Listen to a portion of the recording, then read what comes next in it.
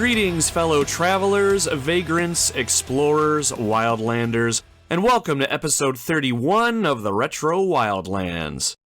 My name is Nomad, and this is my gaming podcast where I like to share my thoughts and experiences with a video game that I have discovered or rediscovered while roaming the gaming wildlands. Thank you very much for checking out the show today, my friend. Whether this is your first episode, your 31st episode, or you're somewhere in between, I really appreciate you hanging out with me in the gaming wildlands today. DD, our K9 expedition leader, will be around to give you all the obligatory sniffing of the legs, so remain still, maintain eye contact, and no sudden movements. I'm just kidding. Just make sure you give our boy a good scratch behind the ears when he gets to you. If you happen to have any extra food scraps lying around, feel free to throw him some. DD loves cheese, loves any sort of meat, but absolutely loves peanut butter.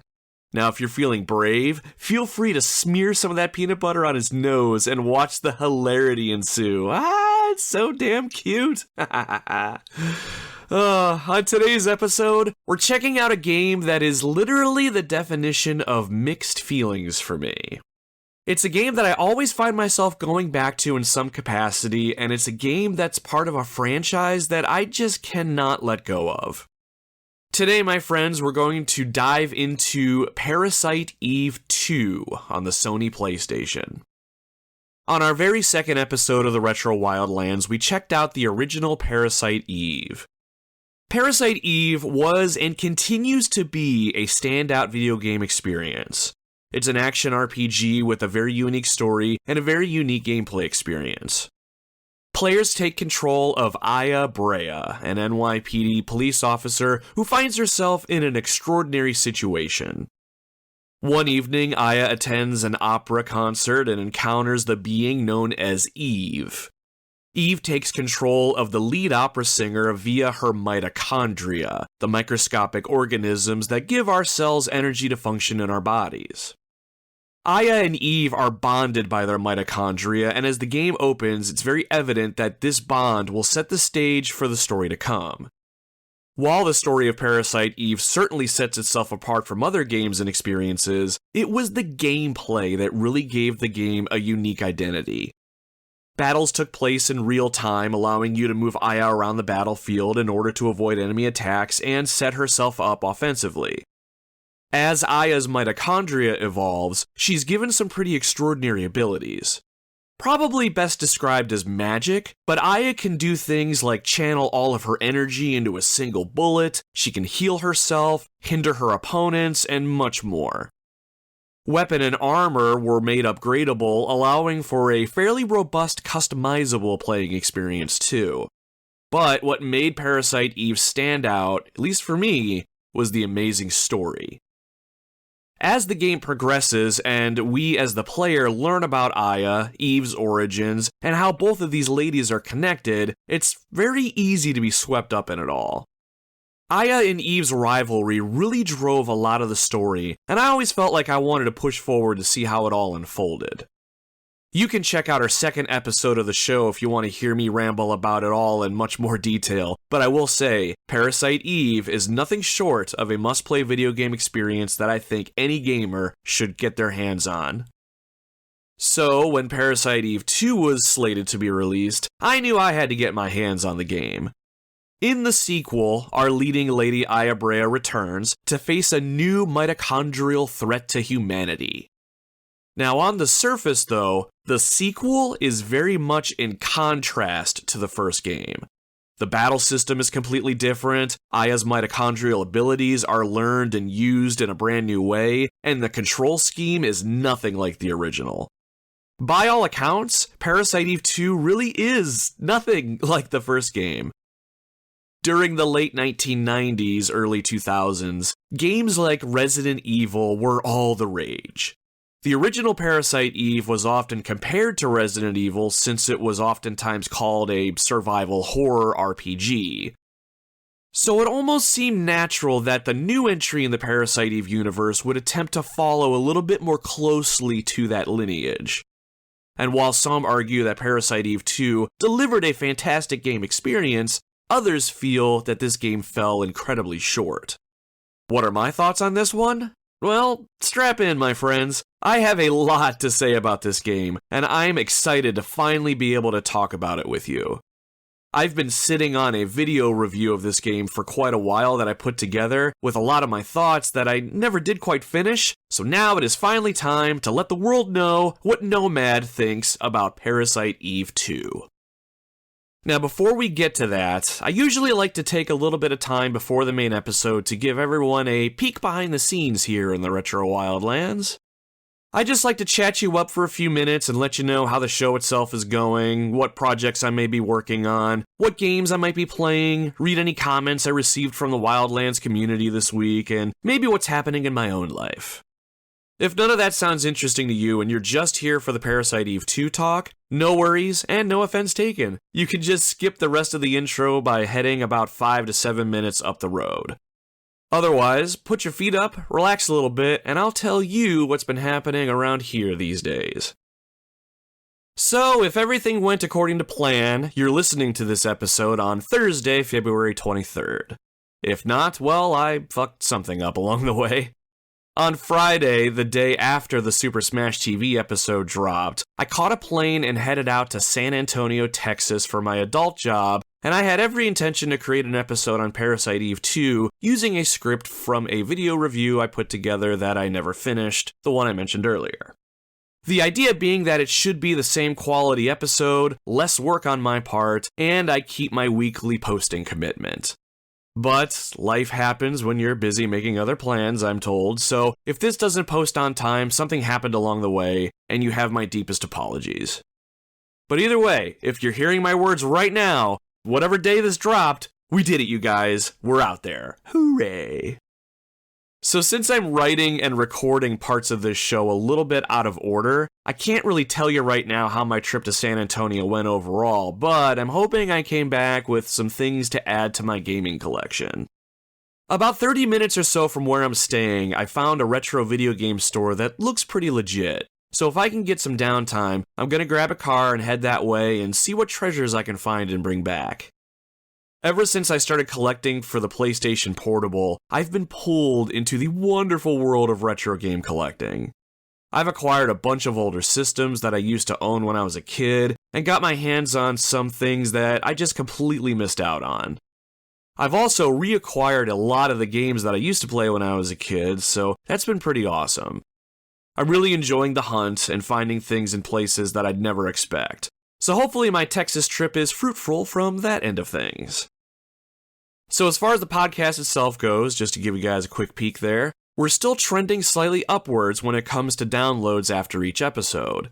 I won't bore you with too many of the details, but I have noticed that listener retention is showing 100% from the tail end of January until now. Which I assume means that those of you that have been listening are sticking around and listening to the new stuff that I churn out. So if I'm reading that statistic correctly, I will say that is really freaking awesome. I really don't know what else to say to that other than truly thank you. While I am no expert when it comes to podcast analytics, I know that retention is a really big thing. Once you find me, I hope you stick with me, and it looks like a lot of you are doing that. That said, I'm still trying to find ways to spread the word about the show and get more people listening. I haven't really been able to focus much on that, really, just because my adult job is kind of putting the screws to me, especially this last month, but I'm hoping to try and get back to throwing myself out there and networking some more. All that being said, if you are able to help me spread the word about the Retro Wildlands, I would really appreciate it. Let your friends know, your family, or whoever else will listen to you about a gaming podcast run by one guy who thinks he knows what he's talking about most of the time. Outside of that, if you truly like what I'm doing here, please consider leaving a good review on your podcasting platform if it allows you to. You can even leave us a good review on our Facebook page if nothing else. I certainly want to make sure I earn your good review, but if I do, submitting one should help circulate the podcast and help it pop up on searches and feeds. Any help would be appreciated, and if you leave us a good review with comments, I'll even shout you out on the show and sing your praises to the entire expedition if that is something that sounds enticing. And speaking of Facebook, a quick social media plug. You can find the Retro Wildlands on Facebook, Instagram, Twitter, and YouTube. Just search at Retro Wildlands and you should find us. Social media is the best way to keep track of what's going on with the show, and it's the best way to interact with me directly. When I post things, I love when you all comment on them, and I have some quick back and forths with some of you. I try to make it a point to interact with all comments, especially by messaging you back, so join us over on social and check us out. On YouTube specifically, I am slowly uploading videos that are just the older podcast episodes until I get them all posted and I'm caught up to current. Eventually, I'd like to do more on video, it's just been very hard making time for it all. But please feel free to subscribe over there if you want to be the first to know when I put something up or what's happening over there too. Alright, I think that is all the rambling I want to do this week. I am excited to get into the reason that we're all here today, so no more delays. It's time to talk about Parasite Eve 2 for the Sony PlayStation.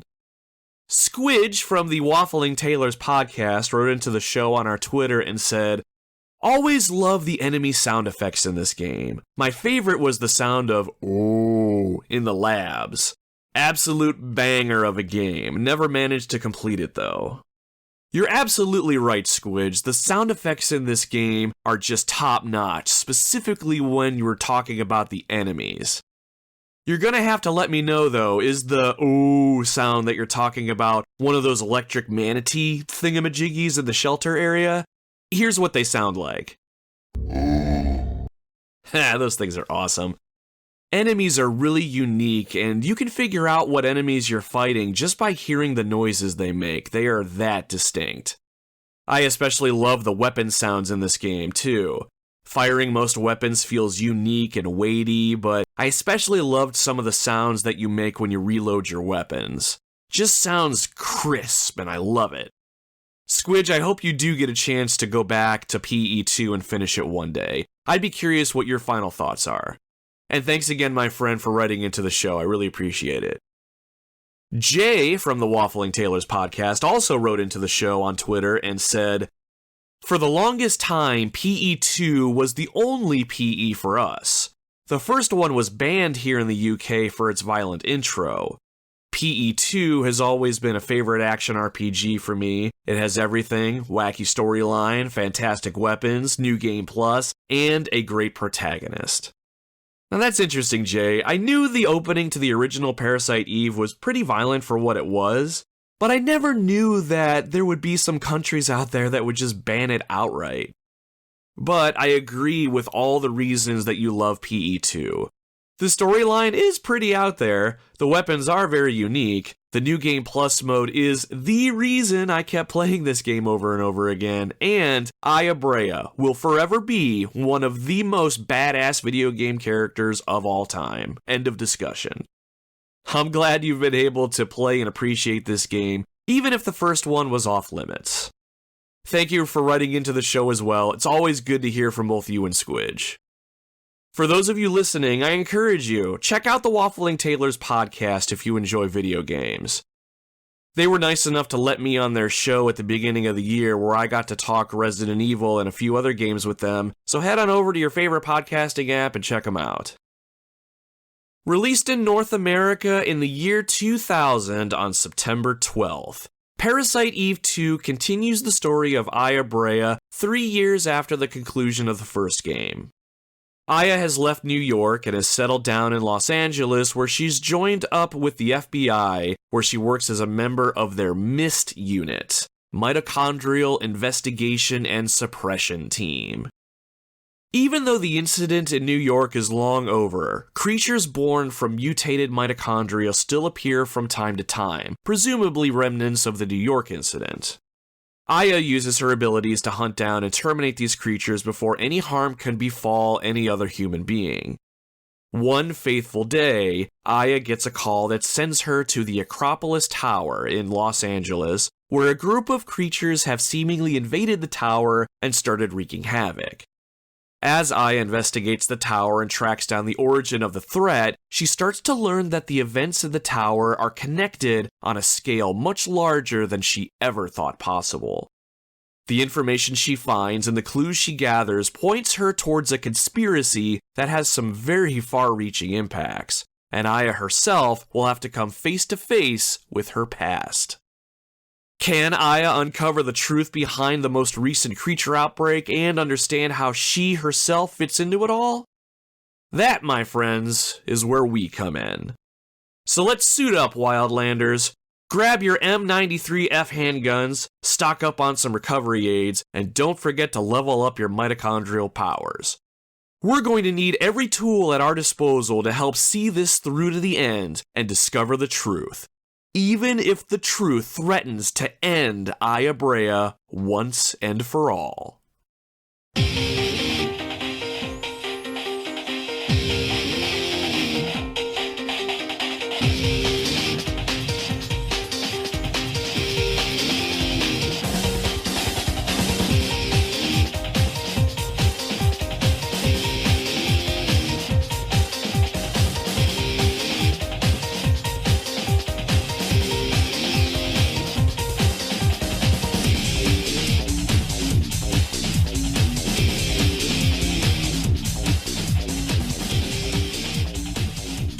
When I was younger, I probably completed the original Parasite Eve at least a half a dozen times. I could not get enough of the experience.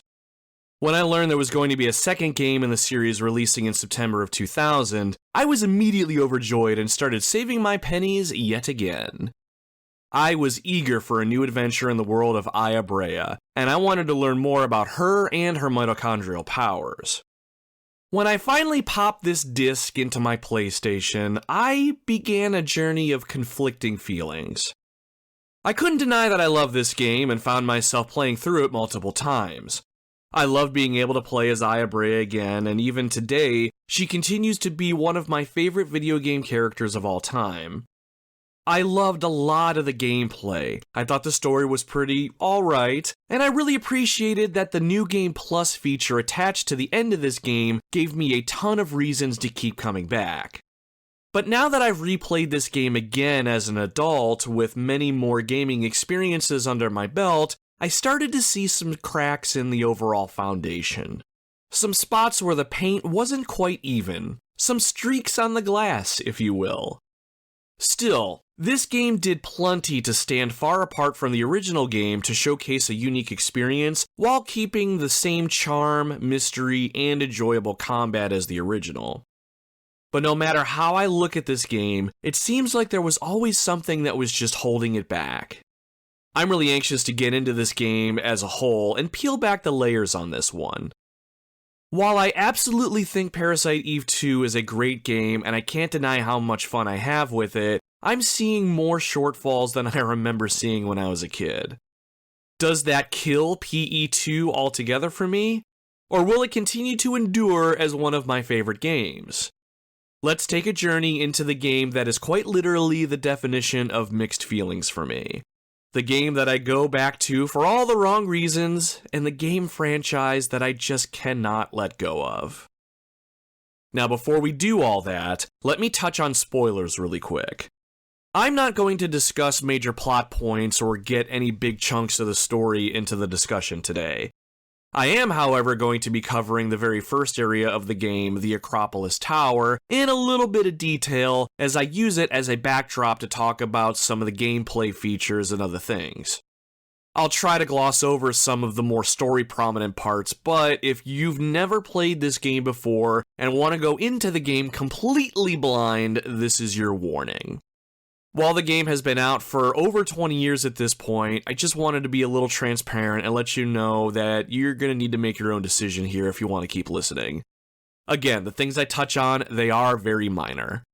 And any events happening after the game's opening mission will be touched on very vaguely, and there will not be any spoilers to be had story-wise. Are we understood? Alright, let's get into this thing. So, what is this game? Parasite Eve 2 is the sequel to Parasite Eve on the original PlayStation, and it's a third-person action role-playing game. Players will once again take control of Aya Brea, the badass protagonist from the first game. It's been 3 years since the events of the first game, Our leading lady, Aya Brea, has moved on from her position as an NYPD police officer and has taken a position with the FBI in Los Angeles, working as a member of their secret division known as MIST. That stands for Mitochondrial Investigation and Suppression Team. She still is independent and headstrong as ever, and while you would think the events of the first game would have Aya running around as a superpower-wielding, fire-throwing creature hunter, Aya has seemingly suppressed much of her mitochondrial powers. She prefers to work alone, and it's referenced in-game that other agents are not that comfortable being around her due to her being so different. Since the events of the first game, Aya is much more confident in her abilities and has an attitude to match, though she can still be timid at times when something throws her off her game. What made the first game such a success in my eyes was the small supporting cast of characters. In the original game, Aya was somewhat green and untested, but she had a courage and a confidence that set her apart from her peers. While Aya went through the first game wondering if she'd have the strength to see the crazy events that happened through, it was also her supporting cast that really helped pick her up and helped Aya find her strength. Her partner Daniel was a firm father figure and always supported Aya when she doubted herself. Japanese scientist Kunohiko Maeda was able to offer Aya some explanation to the events of the first game, which helped her find her place in the grand scheme of things. These three characters were paired up so perfectly and offered Aya a support system that made sense when it came to her development. They weren't just background characters used to progress the plot, they had purpose. In Parasite Eve 2, Aya has a much larger supporting cast of characters that she'll interact with as she goes. Most of these will be fellow members of MIST, but Aya will also meet a couple more as she makes her way through the game's bigger area, the town of Dryfield. Let's take a moment to introduce the newbies, shall we? For starters, we have Pierce. He's the nerd, tech-savvy archetype whom Aya will interact with most during the story. He's extremely gifted with technology and finds multiple ways to help Aya during the course of the game. You'll see Pierce the most during the game, especially if you partake in certain events that allow him to tag along with you far deeper into the story. He has a funny enough personality, but outside of being the team's techie, you can tell pretty quick that he has a pretty big crush on Aya, and some of his decisions are made in an effort to impress her. It's cute, I suppose, but all of this sort of stuff is kind of forced into the dialogue. Aya never really acknowledges the fact that Pierce likes her in any way, so it's all kind of wasted on the player. Next up, we have Rupert. The calm and collected type, Rupert lost his daughter in the events of the first game. His focus now is hunting down the remainder of these creatures, and uses his expertise in firearms to great effect. To me, Rupert can be a lot like Barrett from Final Fantasy VII, but Rupert doesn't really lose his temper nearly as much as Barrett does. Rupert doesn't really get nearly as much screen time as I would have liked to see, since he finds himself getting injured pretty early in the story. I liked the idea that he lost his daughter in the first game, so I was curious to see if that would be explored or expanded on at all. But sadly, it really isn't, which is a complete shame. Still, Rupert's attitude and commitment to the mission are cool to see when he is on screen. He has no problem digging his feet in and firing back at Aya if her attitude gets a little bit out of hand, and I kinda like that about him. While I love my girl Aya, sometimes others just need to reel her back in, and Rupert is great for that. Jody runs the weapon department at MIST HQ. Now, she comes off to me as kind of a little ditzy and aloof with how she speaks sometimes, but she is very knowledgeable when it comes to firearms and provides Aya some much-needed support in that area. In the beginning of the game, she runs the MIST Weapons Depot where Aya can purchase new weapons and items. I kinda like Jody, and you can tell she considers Aya a close friend, but she's not really afforded much screen time to develop either. As we get to the later parts of the story, Aya will meet Douglas and his dog Flint. Douglas is a war veteran who lives a quiet life with Flint in the town of Dryfield. He comes off intimidating and doesn't really trust others much these days, but he has a warm heart and is eager to help those that do earn his favor. For those that have played the first Parasite Eve, Douglas is a lot like Daniel, Aya's former partner. I really enjoyed watching Aya and Douglas interact. At first, Douglas doesn't really trust Aya all that much, but he does warm up to her, and the two of them eventually start working together. It's very, very subtle, but I almost saw a father-daughter dynamic form between the two of them. And Flint, Douglas's dog, is just a pretty good boy all the way around. Finally, Aya will eventually meet up with Kyle Madigan, a private investigator that comes equipped with a certain mystery, a little bit of charm, and a sense of humor that makes him immediately likable, or unlikable depending on your viewpoint, but he is someone that you can't help but be suspicious of at the same time. Kyle will sometimes accompany Aya during gameplay, which is a nice addition to the overall experience, but it didn't really happen all that often to have any sort of weight to it. Kyle plays a pretty big role in the story, and much of his interactions are shrouded in mystery. Aya and Kyle are quick to work together, and Kyle immediately takes a liking to Aya, but Aya is a bit hard to trust him, which leads to some pretty interesting dialogue. While I love that Aya tends to put up a tough front most of the time, Kyle can crack that rough exterior, and it's almost cute watching her stumble over her words sometimes. So those are more or less the major players in Parasite Eve 2. I did leave out a couple characters, and one in particular some may have noticed, but I figured including that character might be a bit of a spoiler on its own. But now that we have an idea of who's who, I say we pop the game in and use it as a way to talk through the game's presentation and get into some of the gameplay. So as the game begins, Aya is honing her skills in the mist shooting range. As she shoots targets with pictures of monsters on them, Aya gives us a brief narration to set up the game's story up to this point. Nearly 3 years have passed since the tragic loss of life during the incident in Manhattan. Since then, I've quit the force and become an NMC hunter based in LA. I caught the creatures as they headed west from New York. We never saw any of the mutant mitochondria that created Eve again. The creatures' numbers were dwindling. The end of my struggle was in sight. Until one chilly, late summer evening. As the narration trails off, Aya accidentally shoots a target that has a civilian woman on it. As soon as she does, though, the shooting range turns red and the session ends. Whoops, Aya certainly isn't in the zone today, and that's what she tells Pierce, who's operating the shooting range from behind her. Aya tries to shake it off, and the player is left with a choice. Continue training on the range or call it a day. If you've never played the game before, I highly recommend that you give the shooting range a try.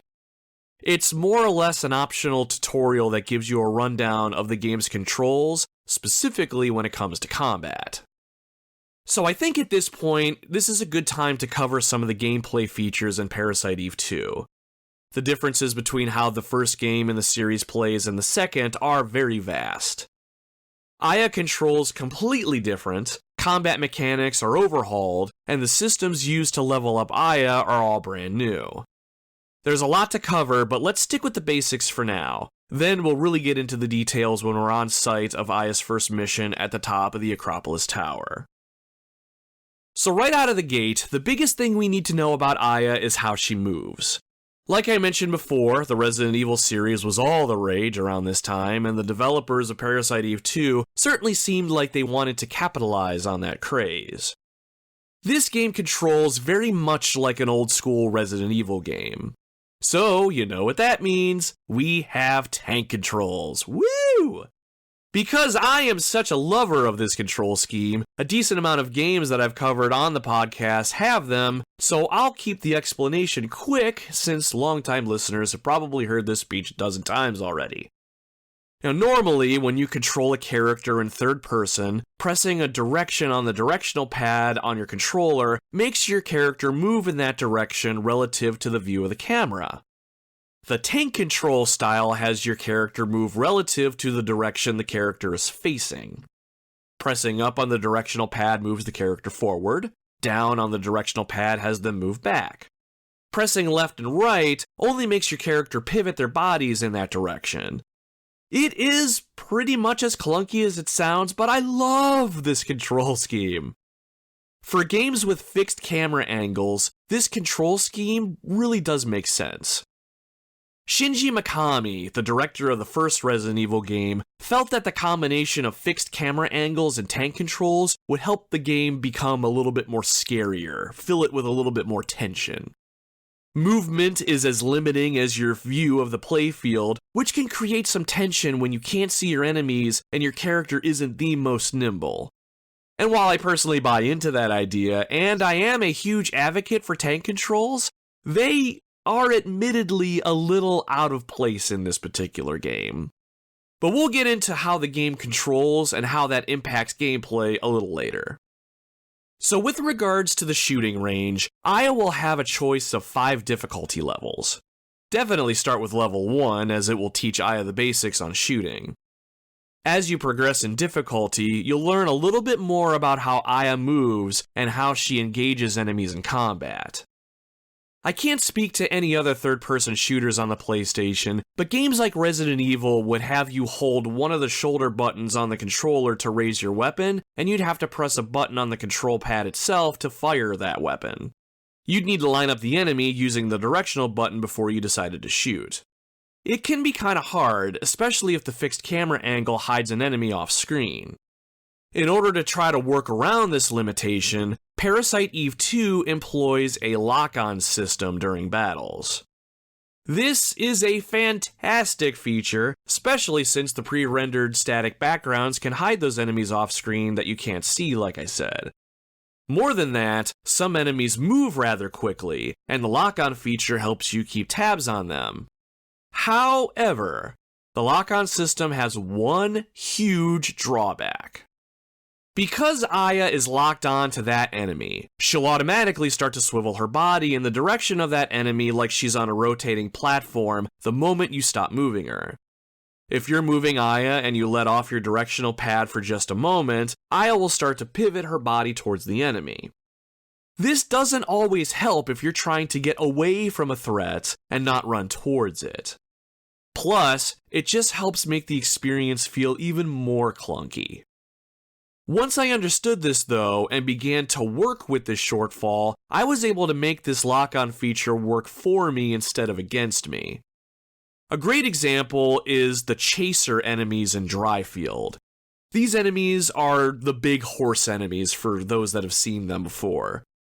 When one would try to run towards and ram Aya, I would dodge the attack and simply let my finger off the controller for a moment.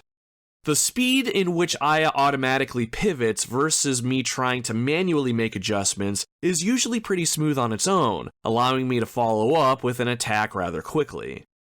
Another big downside to the lock-on feature is selecting other targets or disengaging the lock-on entirely. While the game explains how to do this in the target practice sessions in the beginning of the game, I rarely had success switching over to the enemy that I wanted to target after a lock-on was initiated on an enemy that I did not want to target. So I would be stuck watching Aya want to rotate her body towards an enemy who might be off screen that I don't want to engage right now, and I would have to get creative with how I engage a closer threat that I couldn't quite lock onto effectively. Now, the last battle feature I want to touch on before we head out on our first mission is the return of Aya's mitochondrial powers. So in case you haven't played the first game, the mitochondria in Aya's body begin to mutate and evolve. As they evolve, they grant Aya some pretty remarkable powers. Using her cell's energy, she's basically able to cast magic spells. Aya can throw fire to damage her enemies, she can heal her wounds, she can cast negative statuses on her enemies, or even reduce incoming damage to herself. The game calls these abilities Parasite Energy. Just like in most role-playing games, magic spells cost MP, or magic points, to cast.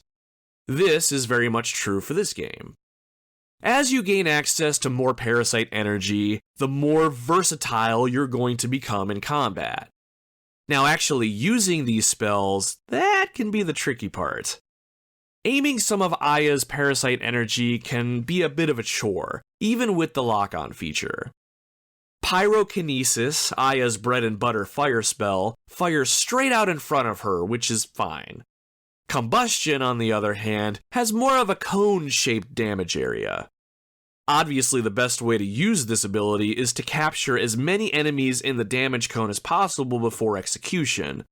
Though what tends to happen is Aya will lock onto an enemy that isn't quite in the middle of where you want the spell to land, so you try to move your lock onto another enemy and you don't quite land on the one that you intended. I found myself pivoting Aya in the general direction I wanted and then quickly hit the button that opens up my spell menu before she starts pivoting back. It's really hard to describe, but if you don't quite get everything in the area that I wanted, I would just tap the button to close the menu, I would tap it again to open it, and just kind of slowly move her in the direction that I needed her to. While it's very cumbersome to do this if it doesn't work right off the rip, this is all just another example of where I had to make the system work for me in spite of itself. All of that aside though, Aya's parasite abilities are very fun to use, and they often hit hard when they land. Learning what abilities are best used against certain enemies, and how you can take advantage of a situation with a well-timed spell never got old. So now that we've discussed the controls and how Aya can combat the nasty creatures out there using her firearms and parasite energy, it's time we set off on our first mission. As Aya exits the shooting range, she stops to talk to Pierce, who tells Aya she's wanted on site at the Acropolis Tower, as there has been a confirmed sighting of NMCs, neo-mitochondrian creatures. A SWAT team has already been dispatched, and Aya is being tasked with providing support. Aya's primary role in Myst is to hunt down these creatures wherever they are, so she's very eager to take the fight to them. At this point, we take control of Aya and we move her through Myst HQ on the way to the parking garage where her ride awaits. On the way, we can enter the weapon depot and purchase weapons and ammo from Jody. We'll touch on this a little bit later, but as you dispatch monsters in this game, you'll be awarded with BP, or bounty points. Aya's primary role in Myst is that of an NMC hunter, so BP is a great incentive to go out and lay waste to every monster that you find. Bounty points can then be used to purchase new weapons, ammunition, armor, and other items. It's a great little system that rewards you for, well, doing your job. From what I remember, there really isn't anything that you can buy right off the bat since the game is only just beginning, but you can earn some bonus BP if you perform exceptionally well in each level of the shooting range, so keep that in mind. Once we're ready to head out, we talk to Pierce and we let him know. Aya hops into her car, and we take off down the street towards our objective. At 8:56 p.m., Aya arrives at the Acropolis Tower. Just as Aya arrives on scene, a police helicopter crashes to the streets below. The LAPD is thrown into disarray as flames shoot upwards towards the night sky. Aya pulls up and gets out of her car, surveying the scene. She shows little emotion on her face. Scenes like this are unfortunately nothing new to her. The scene itself fades to black, and then we are given control of Aya. This opening scene is one of my favorites in all of the video games that I've played up to this point. The visual presentation does not get much better than what we see here in the opening. While the pre-rendered backgrounds and environments in general look pretty good, it's this opening that just steals the show. The CGI cutscenes that help the original Parasite Eve stand out make a return here, and they look better than ever. As you take control of Aya and move towards the tower, the camera will move dynamically around her, showing off the destruction in the area. If you listen closely in this scene, you can even hear a remixed version of one of the game's original music tracks, which just further enhance this scene. It is beautiful and chilling at the same time, and it never fails to get me excited for what lay ahead. Once we move past all the destruction and make our way to the entrance to the tower itself, Aya moves past and takes an elevator to the rooftop area, completely unaware of what awaits her. As the elevator comes to a stop and the doors open, Aya springs out with her handgun at the ready.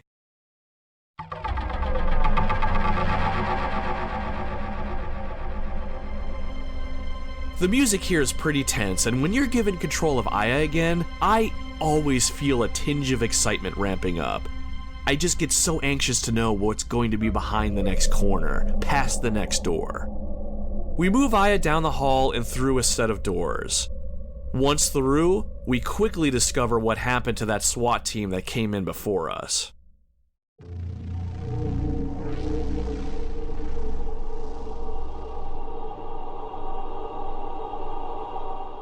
The bloody, mangled corpses of multiple SWAT officers riddle the floor. There's no movement, only silence. The tension in the air is palpable. As we move through the carnage towards the back of the room, the payphone on the wall rings. But if you look closely enough, there's a figure in the shadows near it. Just as our eyes start to adjust, the figure darts away. Looks like we're not alone. We move over to the phone and we answer it. Our supervising agent, Baldwin, is on the other end. We tell him what's happening and what the fate of the SWAT team is, and then we're instructed to proceed forward with extreme caution. In the first Parasite Eve, you can use phones to save your game, and the same is true with Parasite Eve 2. So while we have the opportunity, we save our game before we move on. Just to the right of the telephone, we spot another door. We grab the handle and open it, and we make our way to the other side. As we move forward through the hallway, everything seems quiet enough until we hear someone call out towards us. Freeze! We're being held up by somebody, and we quickly determine that it's a member of the SWAT team. While he may have survived the assault in the other room, it's very clear that he's injured. He tells Aya there's a civilian in the cafeteria who didn't make the evacuation chopper out. He hands Aya a key to the cafeteria, and it's pretty clear what our next destination is. We need to find the cafeteria and save the civilian. Taking the key, we leave the SWAT officer behind and head back the way we came. Stepping over the bloody mess, we make our way to the right of the screen where we step down to a landing. As we move, something catches Aya's attention. There's something on the bench over there. When we move over and examine it, we discover that it's a box of 9mm parabellum rounds. Perfect! These will fit nicely into our current handgun. The nicer thing is that this ammo box apparently has an unlimited supply of bullets, so we can restock here indefinitely. We'll need to make a mental note of this location. Boxes of ammunition like this will be scattered throughout the game world and even have other types of ammunition in them, so we'll need to be on the lookout. More than anything, we really need to make sure that we do not run out of ammo. After we stock up, we keep moving into the next area. After descending another set of stairs, we find ourselves on the path to the cafeteria. But as soon as we round the corner, we are met with a sinister sight. A humanoid NMC has pounced on top of another SWAT team member and it's ripping him to shreds. We have to help him. When we get control of Aya back, we press the run button on the controller and get over to the scene as quickly as our legs can carry us. To engage the creature in battle, we press the square button to aim our weapon and the game transitions into battle mode. The screen flashes white for a moment, and the battle is on. When we draw our weapon, the first thing that we'll see is a targeting reticle that has appeared around the creature. Aya is now locked onto the monster, and her body will always swivel to face the creature when we aren't moving her. It doesn't take long for the monster to focus on Aya instead of the SWAT officer. It starts to move towards us. Since the battle is happening in real time, we move Aya a safe distance away. Once we're done moving her and we let off the directional pad, she spins towards the enemy. Pressing the shoulder button, we fire our handgun at the monster.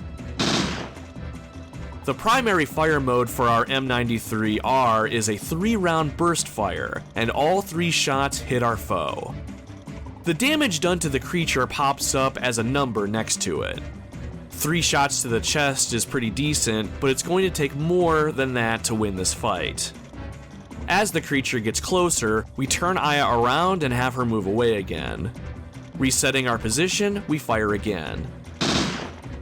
We continue to move and evade as the creature moves towards us.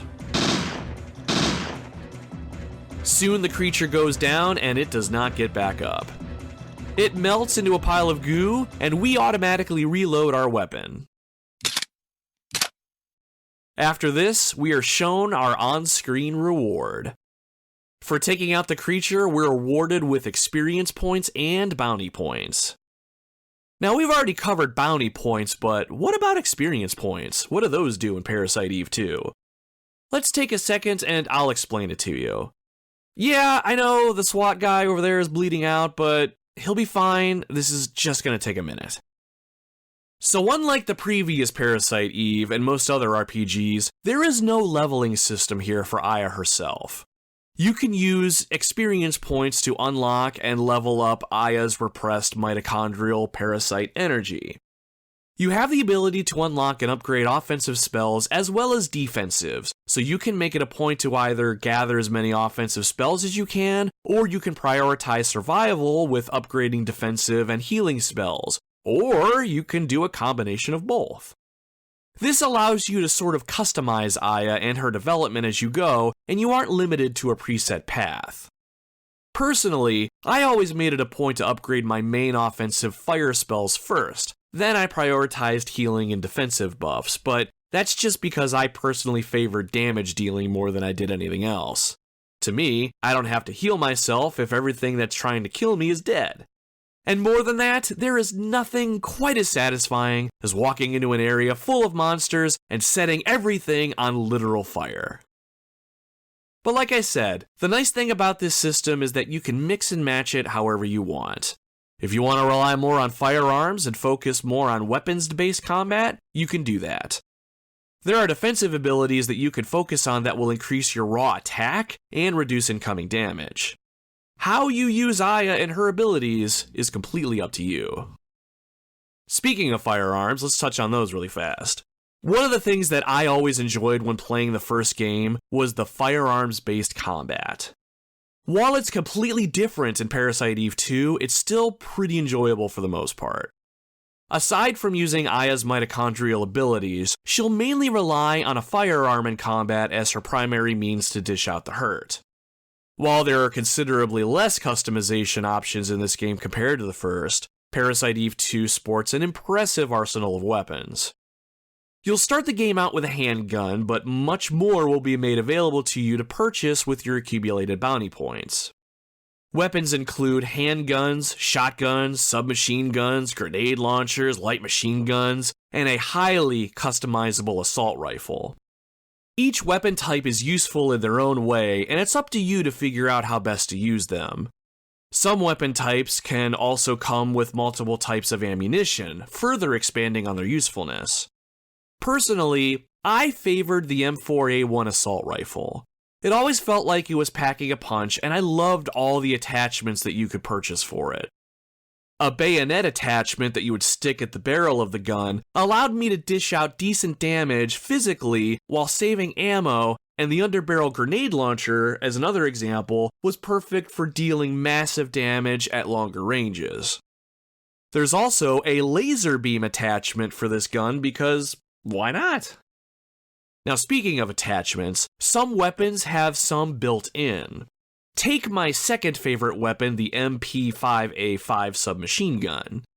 It comes equipped with an under-rail flashlight attachment, which can stun some enemies with its intense light.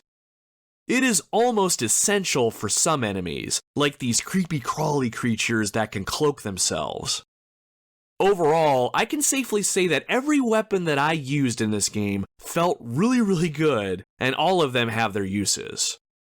Weapons you come across have a unique design and feel to them, and depending on what weapon that you have equipped, Aya will actually visually behave differently while holding it, moving with it, firing it, and reloading it. For instance, if she's holding a handgun, she'll move unabated with the gun in one hand. The M4A1 assault rifle is heavier, so having one equipped will show Aya moving with it in such a way that it shows that it's considerably heavier. Equip attachments to the assault rifle, and even her reload animations will show her struggling with the weight of the weapon. I liked these little touches, and they really added a uniqueness to your chosen loadout. Though I did find it a little hard to believe that Aya needs to hunch over a little bit when she's holding an 8-pound assault rifle with no attachments, but I know it's picky, but I can't help it. Okay, I think that covers it when it comes to weapons. Next thing I want to talk about is... oh, fuck, forgot about that SWAT guy. Shit, we should probably see if he's okay, right? Okay. So as Aya runs over to the wounded SWAT officer, she cries out to him and tells him to hang in there. And definitely does not mention that we just spent the last 3-4 minutes doing a tutorial talkthrough. As we look down on the SWAT officer, it's pretty evident that he is in bad shape. There's just so much blood everywhere. He's missing his left eye, and I'm pretty sure he's missing his left arm too. Through labored gasps, the SWAT officer tells us to be careful, the monsters are not what they seem. Right as Aya is about to ask him to elaborate, the SWAT officer succumbs to their wounds. And he succumbs rather abruptly by the sounds of it. If it wasn't evident from the one guy saying freeze and this knucklehead dying like he's on a Saturday morning cartoon, this game does feature the occasional voiceover, but I kinda wish it really hadn't. But anyway, we still have that civvy in the cafeteria to help, so we leave this poor bastard behind and we move on. The next door we come across is the cafeteria itself. Using the key, we enter. Once inside, we spot a woman sitting at a nearby table. Aya moves to the woman and puts a hand on her shoulder. She tells the woman that she's safe and that we're going to get her out of here. Without any warning, the woman starts to waver and she falls to the floor. It becomes very evident that the SWAT officer we just spoke to was right. Things are not at all what they seem. In front of Aya's eyes, the woman transforms into a neo-mitochondrian creature in one of the most detailed and grotesque CGI cutscenes in the entire game. Her skin rips, her bones crack, and her face transforms. When the process is complete, we are staring face to face with a hairless monster, skin taut across its face, with its eyes deep within its sockets. Rearing back, it lets out an inhuman roar. When we get control of Aya again, we're immediately thrust back into battle mode. This creature is not going to go down easy, and there is not much room to move around in the space that we're in, so we're going to have to deal as much damage as we possibly can, as quickly as we can. Right away, we put a couple shots into the creature. Well, shit, that doesn't seem like it's doing much. If only we had more firepower. Oh, right! We do have more firepower in the form of Aya's parasite energy. Pressing the triangle button will open up a menu at the lower right-hand side of the screen, and any unlocked parasite energy is going to be displayed there. Right now, the only ability that we can use is pyrokinesis, but it will get the job done. When you select any parasite energy, a green wireframe will expand out of Aya's character model, which shows you where the effect will travel when it's activated. For this spell, it fires right out in front of Aya. Since we're locked onto the creature and Aya's body is already facing it, the spell is pretty much lined up at this point. We activate the spell, and after a short charging animation, Aya throws a fireball at the creature, causing some pretty decent damage. Nice. We can continue to cast this spell without too much of a cooldown in between, just so long as we have the MP to spend, and I recommend unloading on this beast with everything that we have. Since there isn't much room to move, we do not want to get ourselves cornered. After a short but brutal battle, the creature goes down for the count. After the battle ends, we take a closer look at the creature and discover a metal implant lodged into it. It sort of makes you wonder if someone could be controlling these creatures. As Aya turns to leave, Rupert barges into the cafeteria with his weapon raised and tells us to get down. In a scene that always came off to me like it was ripped right from the Resident Evil 2 intro, Rupert shoots past Aya and takes out the monster just as it's getting back to its feet. After a couple more point-blank shots, the creature finally dissolves into a puddle of goo. After exchanging information to Rupert about this new threat and how it was seemingly disguised as a human before transforming, the area is overrun by more creatures. Rupert stays behind, but Aya retreats to phone in some reinforcements. The situation is a little bit more intense than I think we originally thought. Once we exit the cafeteria, we're given control of Aya once again. We need to head back to the area we first started in and use that phone to call in some reinforcements. As we make our way past the SWAT officer that was tore apart earlier, two more NMCs jump down to attack us from the rooftop above. The game forces us into battle in this scenario, and we take the fight to the enemy. Throughout the game, battle can be forced on us like this, but in most cases, enemies will actually be seen roaming in the game world in real time. We could avoid combat if we really wanted to, but then we would miss out on gathering up experience and bounty points that way. Plus, I argue that there's just something satisfying about hunting these creatures down. The interesting thing about the monsters in this game is that the battles that take place aren't really random, and when you defeat enemies, they'll be gone from that area and they won't come back. This allows you to slowly conquer an area and render it monster-free. However, as the game progresses, monsters can populate previously visited areas again. How do you keep track of this? Easy. We just need to use the game's map feature. Pressing the select button outside of combat will open up a GPS map. Enemies will more than likely be in new locations that you haven't visited yet, but if there's a location that you can visit that is visible on the map that has enemies in it, that room will be highlighted red. This means you can try to avoid these areas if you aren't looking for a fight, or do what Aya does best as a mist hunter and seek out enemies with the intent on delivering some swift justice. I think the biggest draw for me personally was hunting down all of the creatures to maximize my experience and bounty point gain. Every time something story-related happened, even if it was something small, I found myself checking the map to see if places I've already been at might be showing monsters again that needed slaying.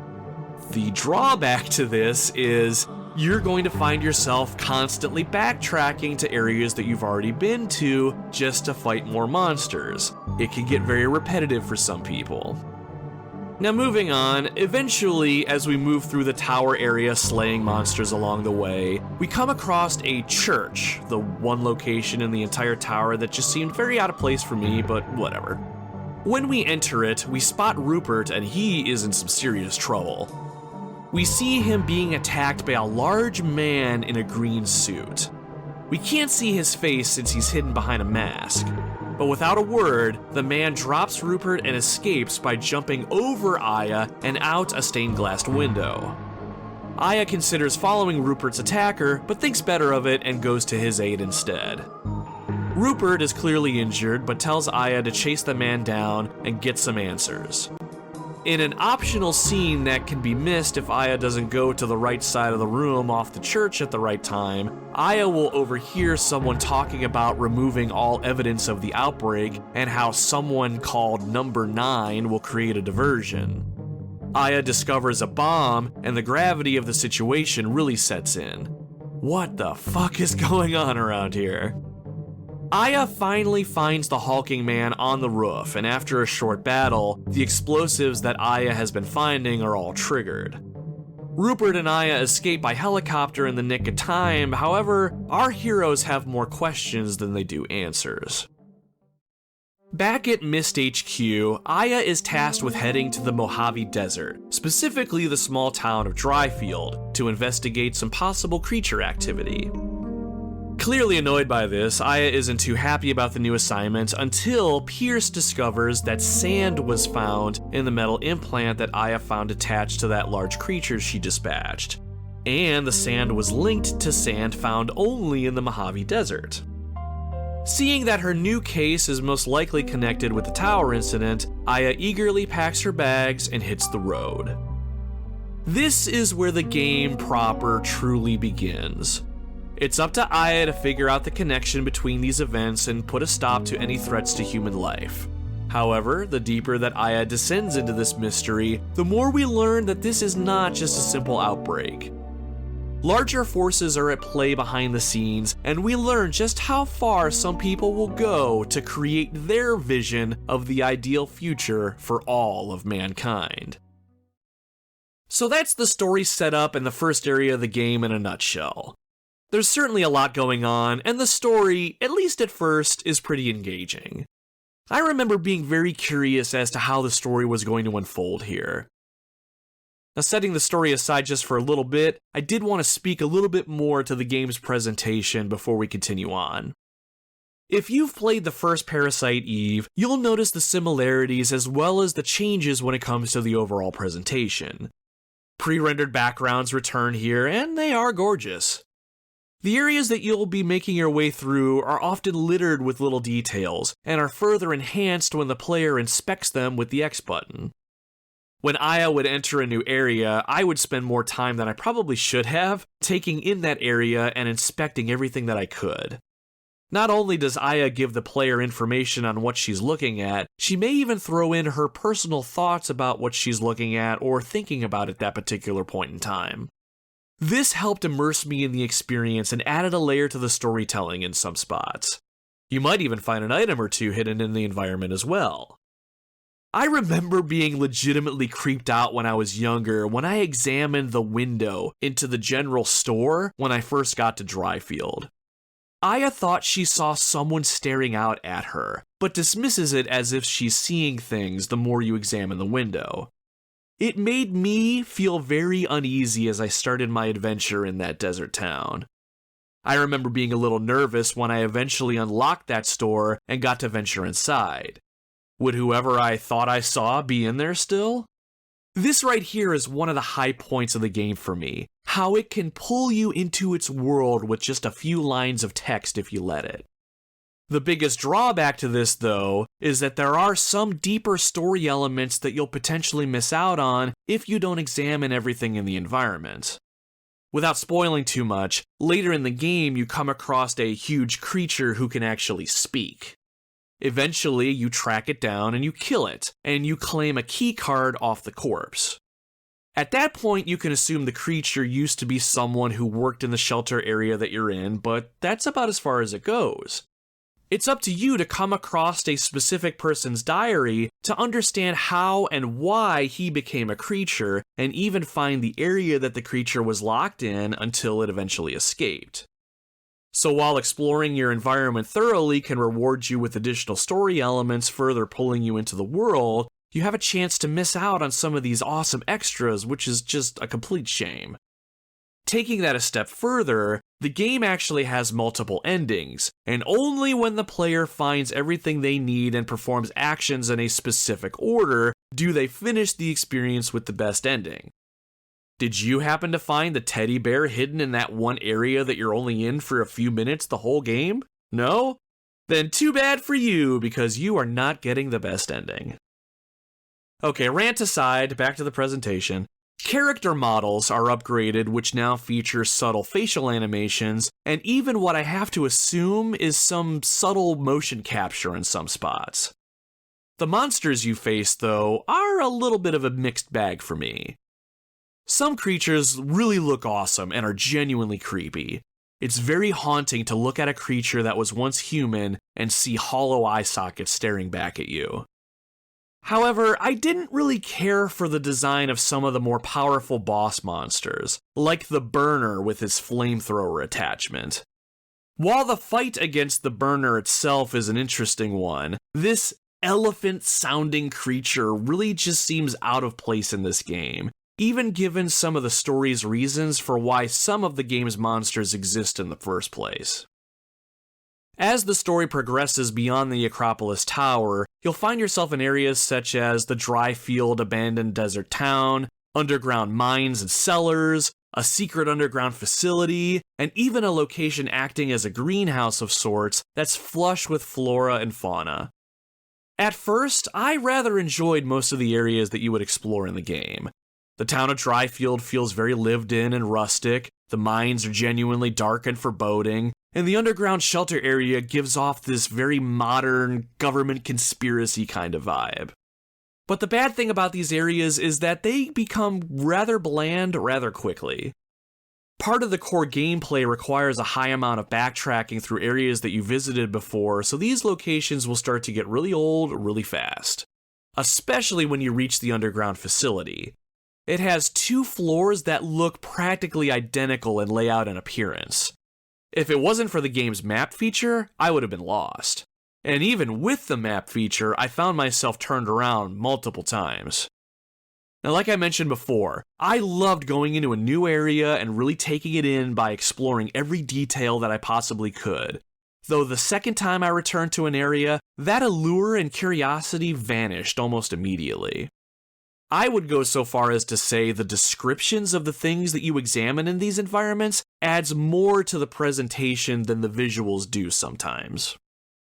Now, what adds and sometimes detracts from the overall presentation is the soundtrack.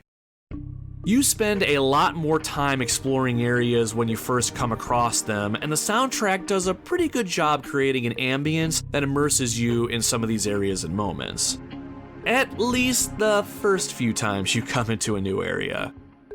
Some of the music on offer are just a few chords or strums of a guitar, or just a short loop of music with no real personality.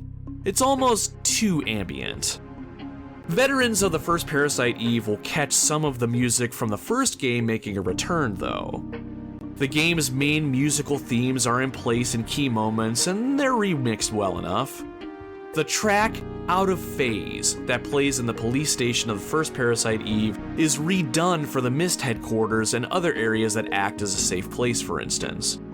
It's actually the music that's playing in the background right now. It is a great callback to the original game, and it helps keep this game connected to it in a meaningful way.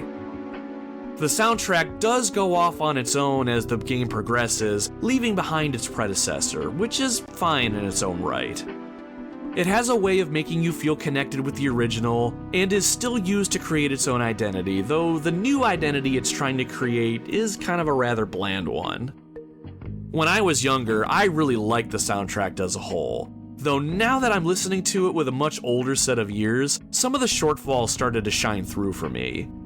To compare it to the original Parasite Eve, there isn't one specific piece of the soundtrack that defines the game or the overall experience. The music that plays during battle, for instance, doesn't do a good job of getting me excited or engaged in battle. The soundtrack really, as a whole, is just here, existing. No more, no less. As Aya herself so elegantly quotes in the game, the soundtrack is a vague existence that is betwixt and between, neither here nor there. Exploring the areas that you're in and watching the story unfold will be a pretty decent part of the experience. While there are certain set pieces that will happen every time, a good chunk of the story can be missed completely if you don't do certain things at exactly the right times. These can be little things to enrich the story, or you can miss huge story arcs altogether. Here's a few spoiler-free examples. If you want more background into Aya's move into the FBI and the Mist unit itself, you can examine the items on the wall at Mist HQ. You'll learn about the purpose of Mist and how it was that Aya became a part of the team. You'll even learn a little info about your teammates that you wouldn't have learned otherwise. I mentioned earlier, but after you save Rupert from number 9 in the Acropolis Tower, you need to make sure to find and enter a side door instead of pursuing Rupert's attacker, in order to get a story cutscene that you'll miss otherwise. Not only that, you'll miss a very helpful key item too.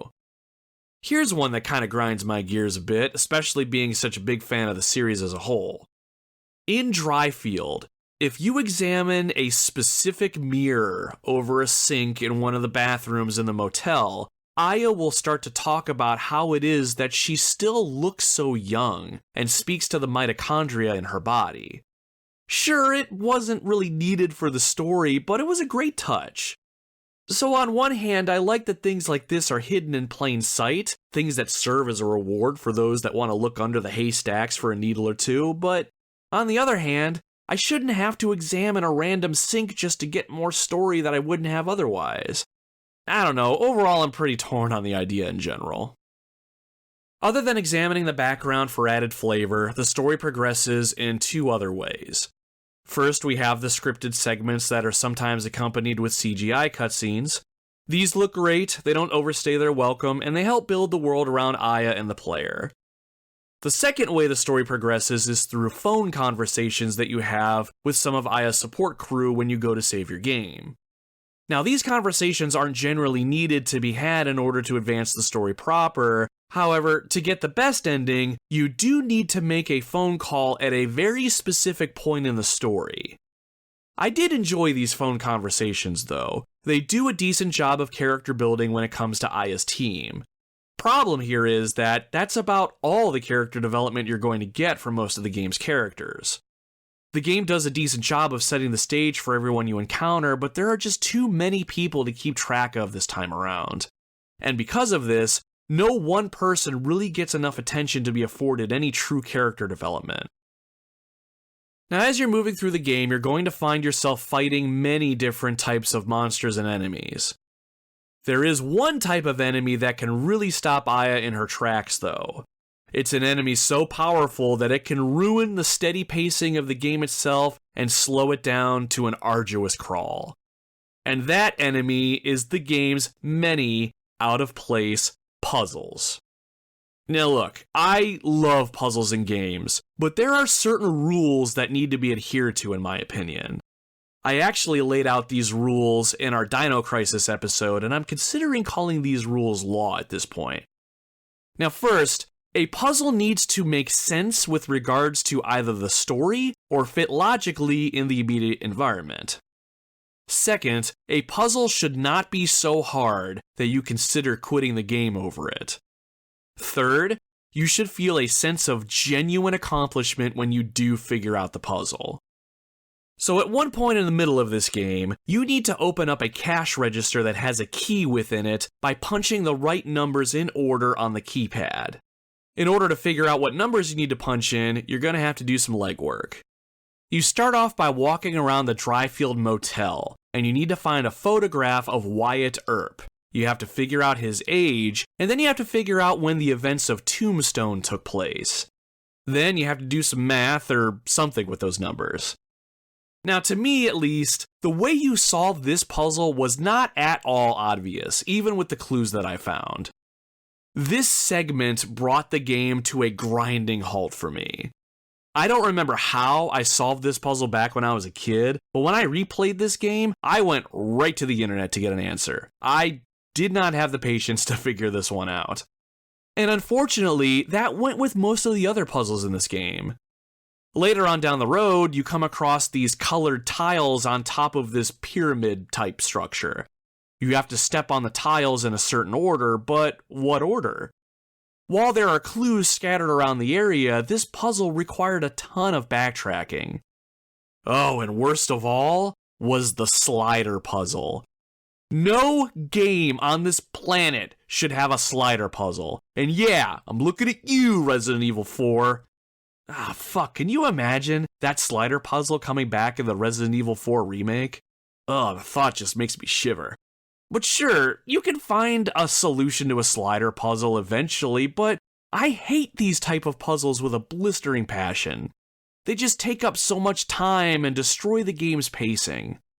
When I started playing this game again for this episode, I quite literally cringed when I thought about this one puzzle. Just awful. So as we wind it down, I did want to touch on some of the game's unlockable content. Parasite Eve 2 put its hooks in me pretty quick when I was a kid, and it was the replayability aspect of this game that continues to make me come back to it. When you finish the game, you'll unlock replay mode. You can play the game through again, carrying over a small percentage of your accumulated experience points and bounty points.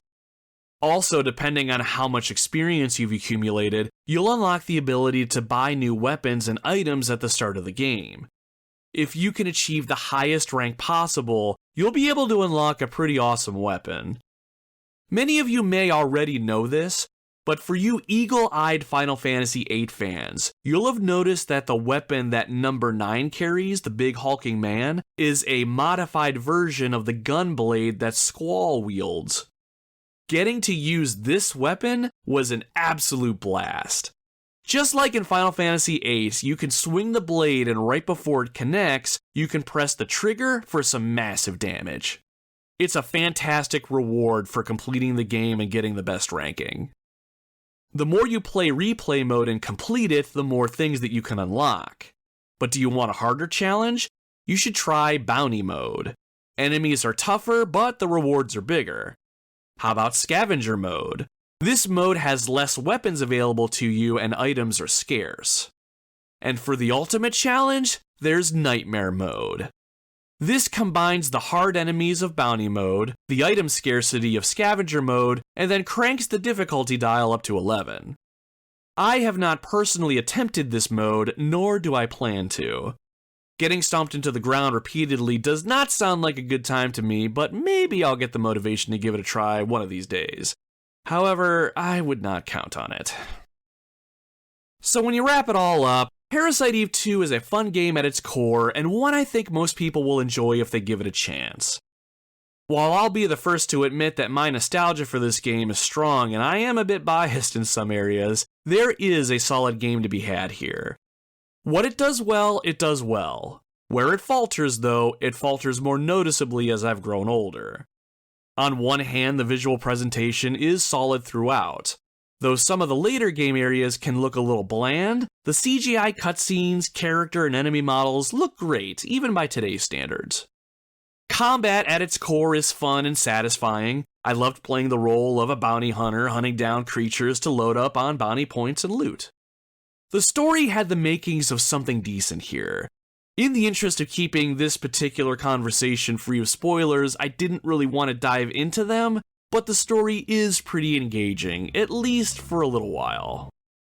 Finally, there's plenty of reasons to play this game through multiple times, given the game's many bonus modes and unlockables. But on the other hand, this game's clunky controls really knock it down a few notches. While I personally love tank-style controls, they really are out of place in this game, and they have not aged well for most people. And while Aya has a very large supporting cast this time around, I consider them and their involvement in this story lackluster at best. There is very little character development, and what little there was does not get expanded on, which is a big bummer. And then going back to the story, while it was great to start with, it really fell flat for me in the end. Even though some of the more in-depth story elements start to become a little cliché, Parasite Eve just couldn't quite stick the landing when the credits began to roll. I was vested in the story until just before the final act, then it lost me. So thinking of it that way, you'd think the gameplay would actually kind of make up for it, but the backtracking was something that I still struggled with too. While some backtracking can be expected, there is way too much of it in this game, and it really breaks up the pacing in a bad way. And then finally, the amount of complicated puzzles present are very immersion-breaking and kill the game's pacing worse than the backtracking. I think I would rather eat glass than have to figure out these puzzles out on my own again, if that gives you any idea how I feel on this topic. So, do I recommend Parasite Eve 2? Yes and no. If you can get over all of my aforementioned dislikes, there is a solid experience to be had here. I genuinely have fun anytime I play this game, and I think most gamers should experience this one if they haven't already. I also can't deny that I love the Parasite Eve universe, and Aya Brea will be, forever, one of my favorite video game characters of all time. However, I don't think this game has aged particularly well, and its many shortfalls really do hold it back from its full potential. But I still treasure this game though. It's one that I've played many times growing up, and it will always have a special place in my memories.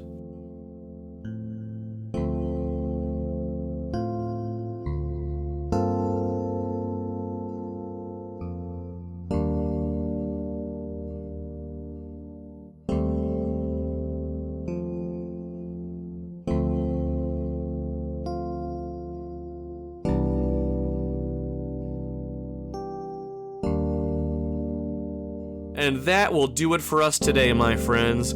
This has been episode 31 of the Retro Wildlands, Parasite Eve 2 for the Sony PlayStation.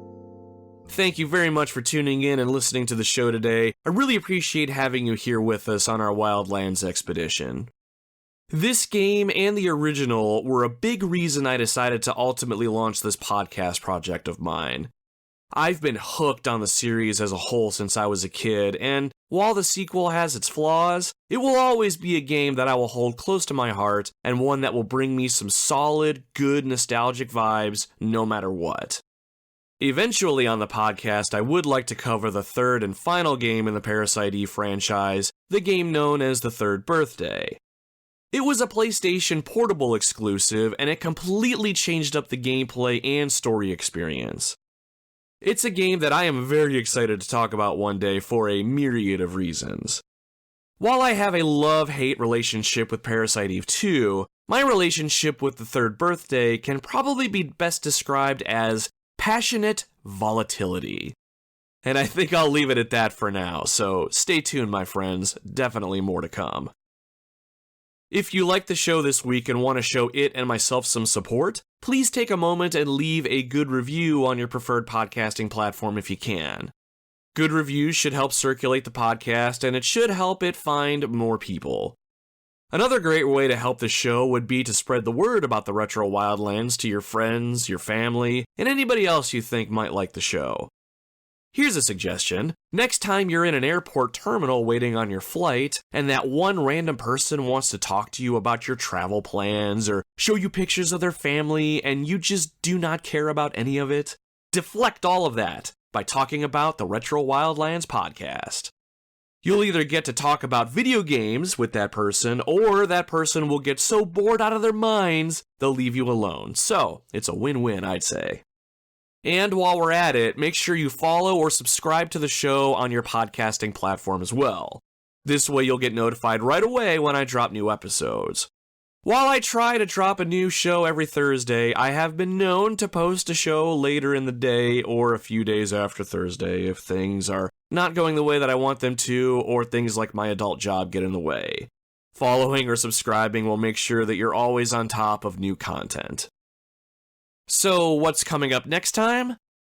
I really enjoyed putting together my top 10 favorite weapons and gadgets from GoldenEye 007 episode a couple weeks back, and I've been thinking of what the next sort of episode like that is going to be. And now I think I finally got it. My top 10 favorite boss themes. For me, the one thing that seems to always trigger a nostalgic memory is music or some type of melody. The music that plays during a boss battle can be some of the most memorable, and I want to rank my personal favorites. I already have kind of half of a mental list complete, but I think it's time I actually sat down, lay these tracks out in my mind, and finally declare which of these are the best of the best. If you want to let me know what your favorite boss themes are, feel free to reach out to us on social media. Just a quick reminder, you can find the Retro Wildlands over on Instagram, Facebook, YouTube, and Twitter. All you need to do is search at Retro Wildlands and you should find us. Drop us a follow so you can keep tabs on what it is that I'm up to and what's going on with the show. Plus, feel free to comment and interact with any of our posts. I'll be posting something about the boss theme episode down the road, so you can use that as a sounding board to let me know what your favorites are. And as an added bonus, if you follow the show on social media, I'll try to follow you back. It sounds kinda dumb, but I do get a dumb smile on my face anytime I see our subscriber or follower count tick up, even if it's just ticking up by 1. I really appreciate you giving this train wreck of a project of mine a chance. Seriously, if you are still listening to this show right now, you are awesome. Yes, I'm pointing my finger at you through your car speaker. Just know that I'll be back again soon on another episode, and I really hope that you decide to tag along.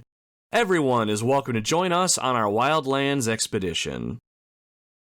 Until then, my friends, my name is Nomad, and you can find me roaming the Retro Wildlands.